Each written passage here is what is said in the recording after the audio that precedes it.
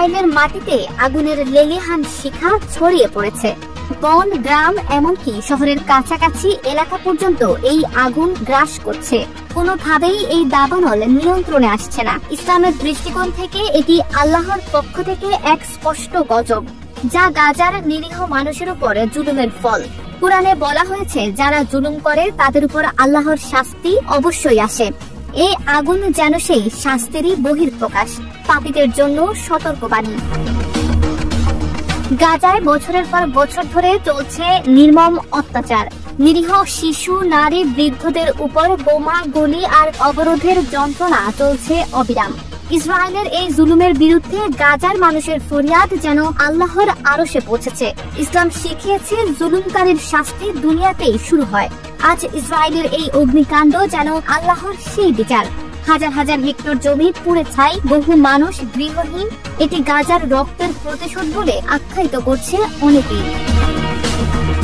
বিজ্ঞানীরা বলছেন, খরা আর জলবায়ু পরিবর্তন এই দাবানলের কারণ, কিন্তু মুমিনের দৃষ্টিতে এটি আল্লাহর ইচ্ছার বাস্তবায়ন। কুরআনের সূরা আল ইমরানের 129 নম্বর আয়াতে বলা আছে, আল্লাহ যাকে ইচ্ছা শাস্তি দেন, যাকে ইচ্ছা রহমত দেন। গাজায় মানুষের আর্তনাদের জবাবে আল্লাহ এই আগুন পাঠিয়েছেন বলে অনেকেই বিশ্বাস করেন। ধর্মীয় নেতারা বলছেন, এটি জুলুমকারীদের জন্য এক স্পষ্ট সতর্কতা।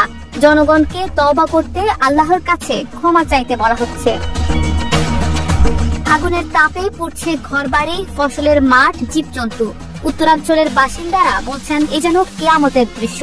অনেকে তাদের সব হারিয়ে নিরাশ্রয় হয়েছেন। উদ্ধারকারী দলগুলো মানুষকে বাঁচাতে মরিয়া হয়ে চেষ্টা চালাচ্ছে, কিন্তু আগুনের দ্রুত বিস্তার তাদের অসহায় করে দিয়েছে। একজন বৃদ্ধ বলেন, আমরা গাজার মানুষের কান্না উপেক্ষা করেছি, আজ আমাদের কান্নার পালা। এই দৃশ্য যেন জুলুমের পরিণতির জীবন্ত প্রমাণ। আন্তর্জাতিক সম্প্রদায় ইসরায়েলের এই দুর্যোগের দিকে তাকিয়ে রয়েছে। কয়েকটি দেশ সাহায্য পাঠালেও গাজার জুলুম নিয়ে তাদের নীরবতা প্রশ্ন তুলছে। ধর্মীয় নেতারা বলছেন, এই আগুন কেবল ইসরায়েলের জন্য নয়, জুলুম সমর্থনকারী সবার জন্য সতর্কবাণী। মুসলিম উম্মাহকে গাজার পাশে দাঁড়াতে দোয়া করতে বলা হচ্ছে, কারণ কুরআনের প্রতিশ্রুতি জুলুমকারীরা কখনোই রেহাই পাবে না। ইসরায়েলের এই অগ্নিকাণ্ড পুরো বিশ্বের জন্য একটি পাঠ।